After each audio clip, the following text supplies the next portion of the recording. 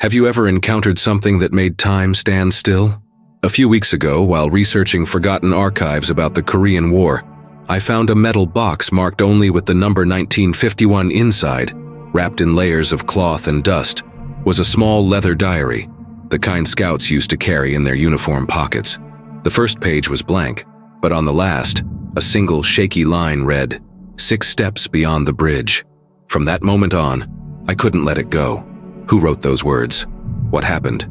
After those 6 steps, the ink was faded, but the handwriting held something deeply human. Fear, duty, and a silence that weighs more heavily than any military report. Every page smelled of smoke and snow, as if the diary had absorbed the cold and distant noise of war. I've read dozens of soldiers' letters and records, but this one felt different, like a confession that should never have been discovered.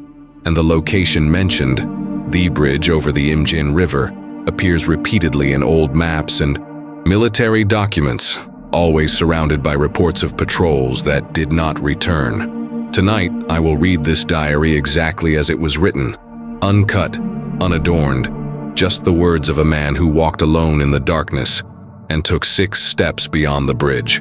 Before you continue reading, I need to ask you something important. This type of finding is rare, and the algorithm only shows it to those who interact now. Then, leave a like before the video gets lost in the feed. If you like royal letters, forgotten diaries, and stories that time tried to erase, sign up now and activate the bell, because the next episode brings a document that was almost destroyed by the army itself. These readings don't appear twice. Each one can disappear from the archives at any time. Click sign up and secure your place here, among the few who still listen to the forgotten voices of history. Now, let's open the diary.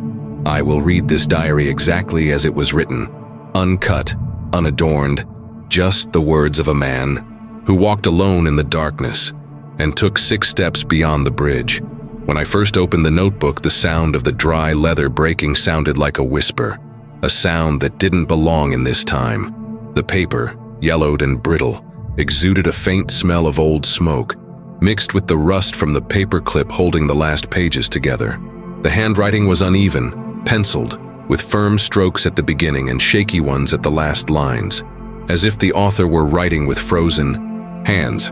The diary had no name on the cover, just a number, S17. Inside, a date, March 17th, 1951, and just below, an almost illegible sentence, Scout Division, Imjin River Patrol. That single line was enough to stop me in my tracks.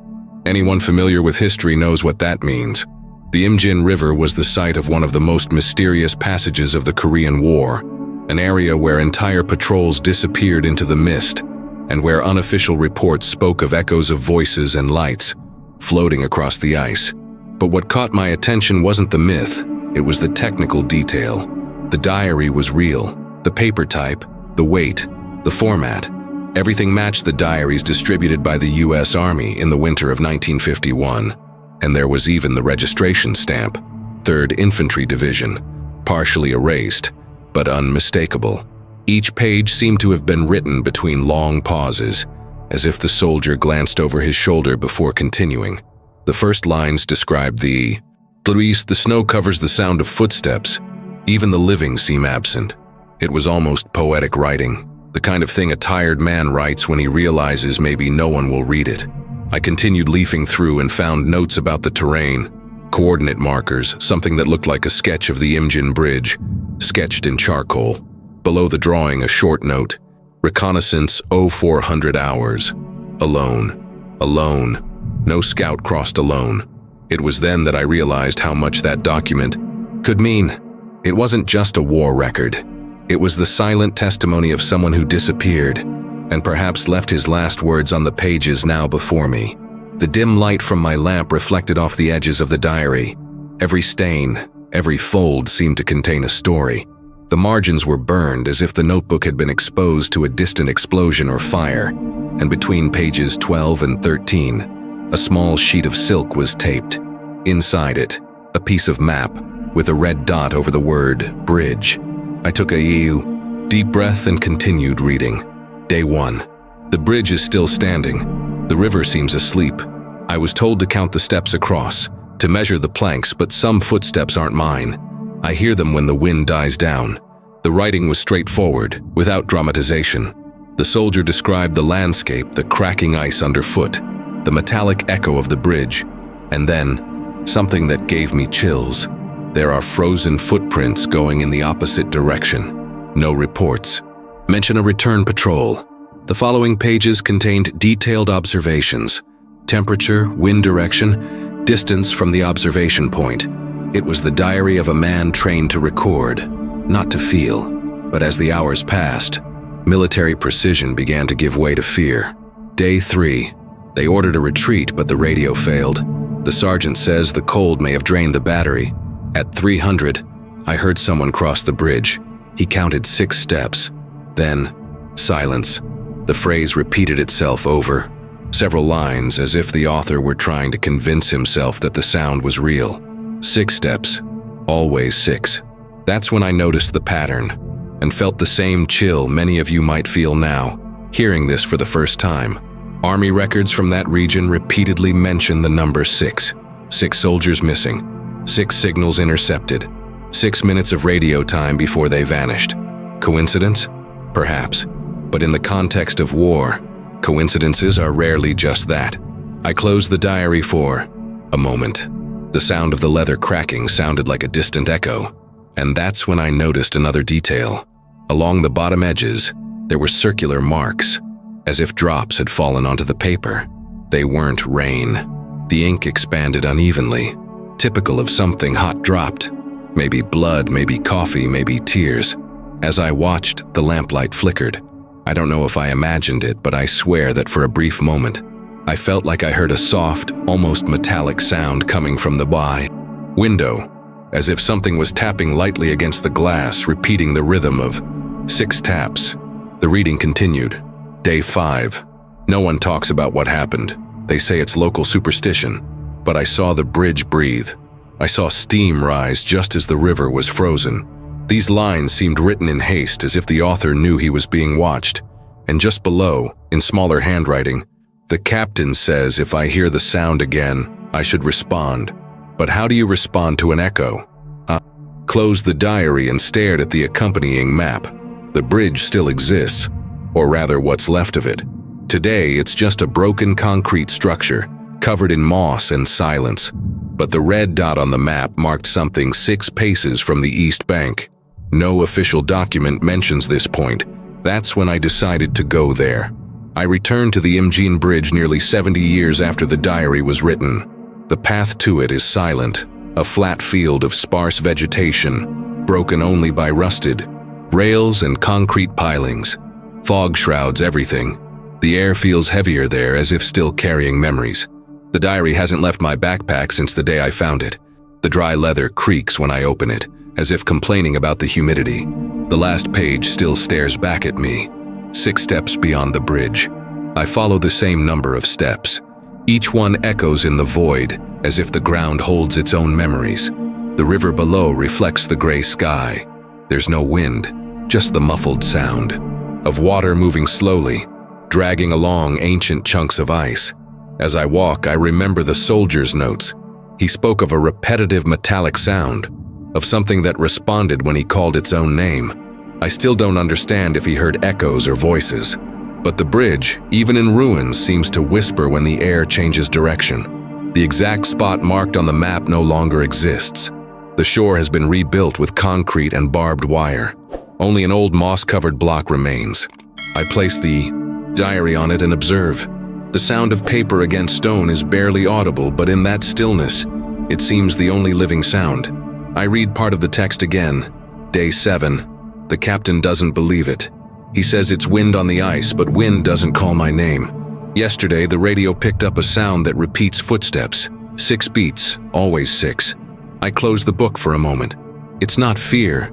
It's a strange feeling of intimacy, as if the voice you wrote about is still nearby. Across the river, a small village sleeps. The houses are simple, the kind of construction that has withstood decades of neglect. An older resident sees me and waves cautiously. When I tell him the reason for my visit, he shakes his head and, in broken English, repeats something like, "A bridge calls to those who listen." Then he turns his back. I keep the diary and leave the camera running, not to prove anything, but to remember the sound. That's what the audience always pays attention to. Not what you show, but what you hear between the pauses.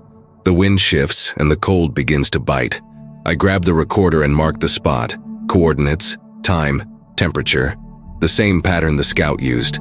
When I reach the 6th step beyond the base of the bridge, the ground is different. A slight depression covered in leaves. Beneath them, a piece of rusted metal. It looks like part of a holster or buckle. As I clean it, I notice the same engraved number that's in the diary, S17. The coincidence is impossible to ignore. I put the fragment away and open the diary again. There's a page I hadn't noticed, folded, almost glued to the bottom. On it, the author writes something that seems like a delusion, but at the same time sounds accurate. Day 8. The captain ordered the bridge to be destroyed at dawn, but the echo came first. A short call, like an order to return. I walked 6 steps, and the sound stopped. When I looked back, the bridge was no longer the same. There's no continuation. The next page is torn. The tear is clean, made with a blade, and the cut takes away half a sentence. The silence weighs heavily. I look back at the river. The sun begins to set, and the light changes color, taking on shades of copper and dark blue. I record another audio entry, describing the place, the sound of the water, the cold that seems to rise from the ground. When I play it back, I notice something strange. 6 spaced-out pops, which the microphone picked up before I even began speaking. Maybe it's interference. Or maybe not. I spend the night at a guest house a few kilometers away. In my room, I spread the scanned copies of the pages and the original map on the bed. When I enlarge it, I see something that previously looked like a smudge, but now reveals letters. Echo Pete, Echo Point. It's exactly where I found the piece of metal. I reread my diary entries and begin to cross-reference them with official reports available in public archives. A 1952 document mentions acoustic anomalies recorded during the river's melting ice. The engineers describe how metallic structures resonated with unidentified frequencies. None of them mention soldiers, but the period matches. There's also a letter from a 23rd Division radio operator that has never been published. In it, he writes, "The early morning transmissions come back with the same sound we sent, but 6 seconds late. Everything starts to form a pattern. Sound, 6, echo, bridge." I record audio for the video again. Imagine a place where silence repeats what you say, but with a slightly different voice. That's what the soldier was talking about. He wasn't afraid of the enemy. He was afraid of the sound itself coming back. Dawn arrives, and the inn falls silent. The wind rustles the wooden windows. I leave the recorder on. At 3:17 a.m., the sound returns. 6 light knocks, no apparent source. As dawn breaks, I return to the bridge. The fog is thicker. The diary now feels heavier in my hand, as if it has absorbed the night's chill. I place it back on the stone block and leave the recorder a few inches away. I read aloud the last sentence written, 6 steps beyond the bridge. The sound of my voice mingles with the wind, and the recorder picks up the echo. But there's a detail I only notice when I play it back later. The echo responds with a different rhythm. It doesn't repeat, it responds. I stand there, motionless, feeling the weight of the silence and the strange sensation of completing what the soldier started. I returned from the bridge's rubble straight to the archives. There's a certain silence in the old paper repositories. It's not empty, it's watchful. The military archives clerk recognized me from last week and pushed the logbook away with 2 fingers, as if he didn't want to get involved. "You asked for everything from the 23rd Infantry? This is what we have." What we had. It was a stack of folders with smudged stamps, torn seals, and some pages that had clearly been removed and replaced in a hurry. The past leaves its mark even when one tries to wipe it away. I opened the first folder looking for names that spoke to the diary, coordinates, dates, radio terms, Imjin River. I found engineering reports describing anomalous vibrations in the metal structure during the early hours of the morning, the same time as my recorder at the inn. The word resonance appeared repeatedly, followed by not operationally significant. Those who write this usually wish the matter would end there, but the Matter doesn't die when someone hears it with their own bones. In the next file, I found what looked like an internal memo. It wasn't a formal report.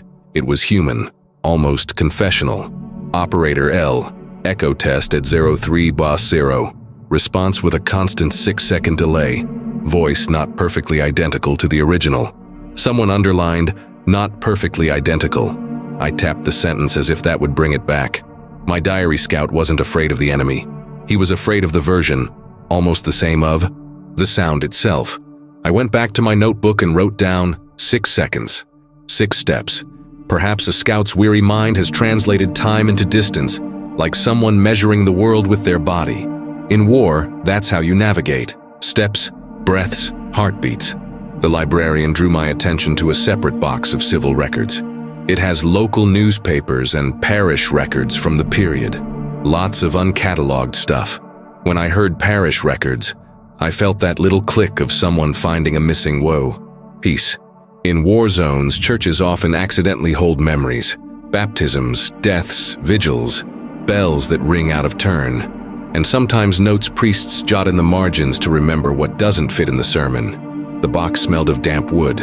Among crumpled pages and newspaper clippings, a blue-covered notebook with Korean writing on the spine emerged. I asked a teacher who works in the building next door for help. He translated quickly, with the care of someone reading something intimate.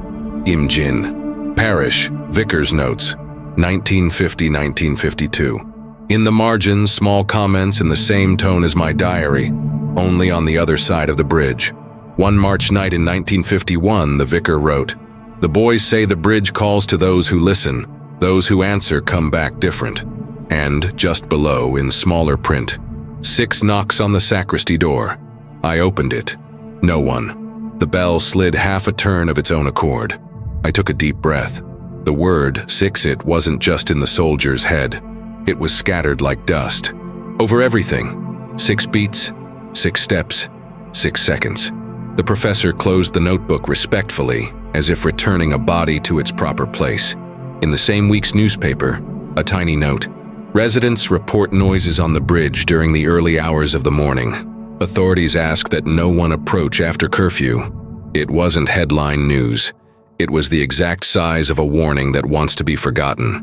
A few inches ahead, a radio advertisement, and further down, the weather forecast.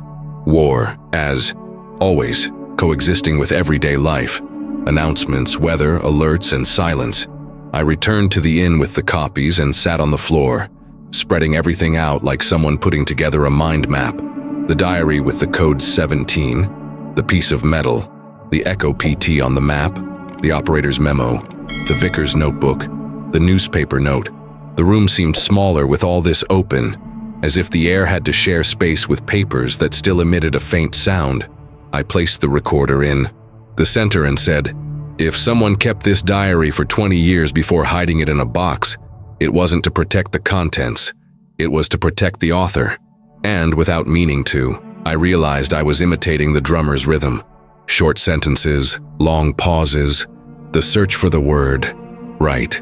Around 2 in the morning, the heater clicked and the wood responded. I closed my eyes and heard, not from the heater, but from the hallway, 6 steady footsteps. Someone stopped in front of my door. Didn't move. The sound wasn't heavy, it wasn't a boot. It was too similar to the sound of my own footsteps. When I finally opened it, no one was there. On the floor, a damp mark, shaped like an old half-sole, 4 nails in the heel, precisely the pattern the period's logistics manual describes for winter boots. I'd read that hours before. My brain might have been building the coincidence. Still, the mark evaporated too quickly, like breath on glass. I went back to bed, but my mind remained on edge. I remembered the torn section of the diary, the blade that took half the sentence. Who cut that page? The author himself? The commander? Someone in the archive decades later? This is how history erases its own fossils. Clean cuts, as if the missing part had never existed. The next morning, I decided to follow another lead. What was on the other side? Not this side. If the vicar heard 6 knocks in the sacristy, there was an invisible path connecting the bridge to the church. I walked along a narrow road lined with trees that retained moisture in their leaves. A woman was sweeping the front of her house. When I mentioned the parish's blue notebook, she pointed with her chin to a low, white-painted building with no steeple. There were no bells there anymore. They took them down in the 1970s, she said. They were heavy and no one rang them at night.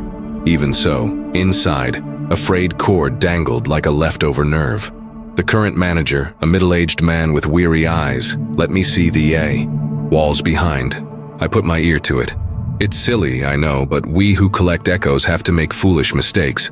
What I heard wasn't the sound of bells. It was something even simpler. The sound of wind meeting ancient wood. A goal light, rhythmic. It wasn't 6, arrow 1, and then 2, as if a count needed company to be completed. I asked if they had any records from that period. They took almost everything to the Capitol in the 1980s, he replied, but every now and then a donation appears. He opened a drawer and handed me, somewhat modestly, a manila envelope. Someone left this here last month. No name. Inside were 3 photos. One of the bridge in low fog, one of the church interior with empty pews, and a third that slowly chilled me. A close-up of old diary pages with the same shaky handwriting. The photo cut across the text at the same time as my tear. Someone was recording the SAMA documents on the other side in the same sentence fitting, and that means I'm not alone in this. Investigation, or worse, that there are signs that want to be found no matter who's looking. The man noticed my expression and asked if I was okay. I was, and I wasn't. I carefully put the photos away and thanked him. At the door, he commented, as if talking about the weather. Sometimes at night it feels like someone passes by here counting steps. I stop sweeping and wait for an even number. I don't like odd numbers. I wrote down, even for safe, odd for risky. On the bridge, the scout always listen 6-6 is even. Perhaps to continue beyond, it would be necessary to complete the count. What completes 6? A cycle? A beat? A march? I returned to the riverbank before sunset. I took the diary, the copies, the tape recorder, and a flashlight with me. The water had a pale, almost metallic sheen. I shone the light where I had seen the depression in the ground. Now, the surface was smoother, as if the bank itself had breathed during the day. I couldn't find the remaining piece of metal, just a faint round gleam half buried in the mud. I pulled it out with my fingertips. An old button, with a well-worn 17 in the center. It's not proof, it's poetry. But in my work, poetry sometimes points to truth more precisely than statistics. I turned on the recorder and said what you are hearing now, as the wind came up the side of the bridge. If the echo he heard was not his, but something almost his, perhaps the invitation was never audible. Perhaps it was an agreement. Take 6 steps forward and we finish what you started. And then, without wanting to measure my courage, I was already counting. 1, 2, 3. The invisible boards creaked beneath me like memory in wood. On the 6th, the lantern blinked once, and in the water appeared a vibration of concentric lines as if something down there had tapped lightly in time with the same rhythm. I didn't go any further. Sometimes retreating is the only way to continue. I returned to the inn knowing that the next piece wasn't on the bank nor in the sacristy. It was in the listening room, because each battlefront has a bunker where someone spent nights translating noises into orders. And if there was a response that wasn't perfectly equal, it was recorded on tape, paper, metal, plastic, anything that would survive the ice. I opened my notebook and wrote 3 words for the next episode. Listening post. Dawn. Tape.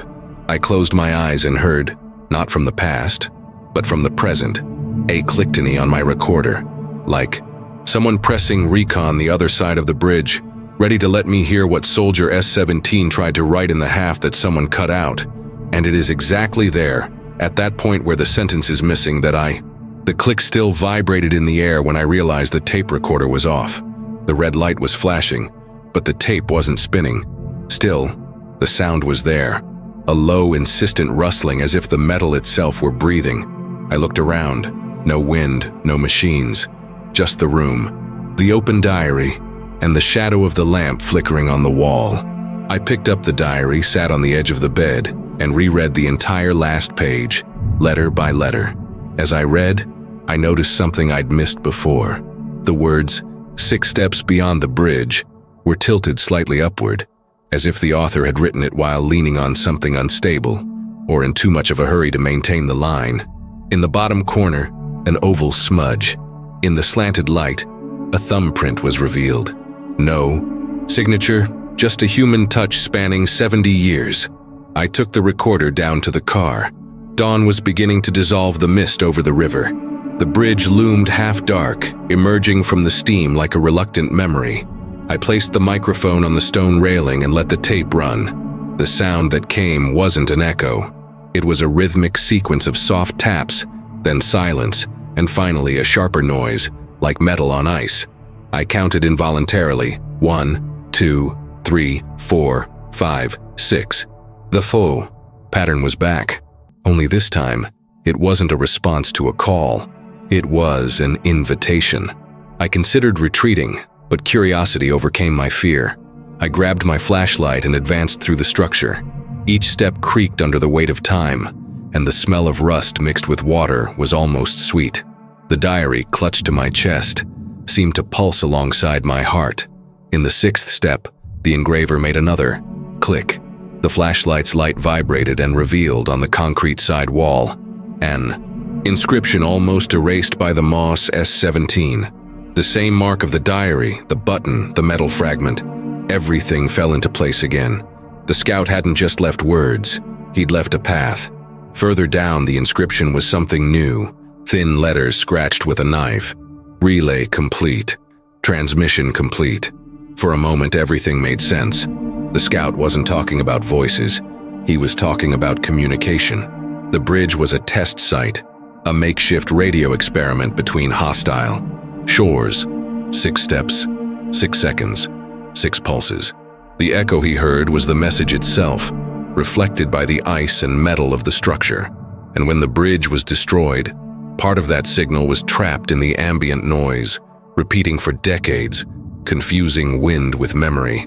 The hypothesis was simple, almost banal, but as I formulated it, the recorder erupted into a hiss. The tape was spinning on its own. I pressed play. A hoarse voice, dilated by distortion, repeated in low English, 6 steps, 6 steps, until it was lost in a long breath, followed by a wet sound like breathing very close. It wasn't supernatural. It was an echo, I told myself. The brain recognizes patterns, creates faces in the clouds, voices in the wind. Yet every cell in my body reacted as if the air around me had weight. I left the recorder there and stepped back. Looking back, I noticed that the sunlight had hit the concrete in such a way that it cast the entire bridge's shadow across the water. For the first time, the structure seemed complete, as if what was missing was there, visible for just a moment. 6 spans of shadow over the river. I walked back slowly, counting the steps, not out of fear, but to make sure there were, in fact, 6. At the last one, the recorder stopped. The silence that followed was absolute. No echo, no wind. I picked up the player. The tape had rewound all the way to the beginning. I pressed play once again. The initial noise now brought another different sound, the creaking of pages, the same handwriting scribbling something new. On the digital display, the countdown read 0006, and when the hissing stopped, I heard one last, almost indistinct sentence. Bridge holds. End of patrol. S17 out. The recording ended there. I stood there staring at the river, the diary open on the hood of the car. The wind returned, faint, spreading the scent of old paper. I realized that perhaps all the soldier had wanted was for someone to hear his final message. A report, not a lament. There was no curse, no miracle. There was a man trying to communicate in a world that no longer responded. I carefully closed the diary and put it in an airtight box. On the label, I wrote in pencil, Imjin River, 1951, transmission complete. As he drove back down the road, the sound of wheels on gravel sounded like footsteps. 6, always 6, repeating until they faded into the distance. In the video, the final scene would look like this. The camera fixed on the fog-covered bridge, the audio from the recorder playing at a low volume, just the hiss and a gust of wind. The screen slowly fades to black. A simple caption appears in the center. Diary recovered. Final entry recorded at 3:06. Author not identified. And before the fade ends, I leave my voice in a calm, direct tone. If you also heard something, comment on what you heard. Sometimes it's in the echo that the story continues. Before the screen goes completely dark, I speak directly to those who have stayed this far. Because if you have made it this far, you are already one of those who hear what time tried to erase. These stories don't come along every day, and every week a new file is restored, translated, and almost lost again before we can publish it. So leave the like now before the algorithm buries it, along with the rest of the forgotten documents. Subscribe. This way you get on the list of those who receive each reading as soon as it leaves the file. Turn on the bell, because the next episode is one of the strangest I've ever read. I read an Arctic explorer's lost diary, 1897. Then the ice spoke back. A diary sealed in ice for over a century, found with its pages glued together by the cold, and a final sentence that appears to have been written after that the author disappeared. Don't wait for YouTube to remind you. Click subscribe now. Secures his place among those who still listen. And tell me in the comments, what would you have done after hearing 6 steps beyond the bridge? The story continues, but only for those who still have the courage to open the next diary.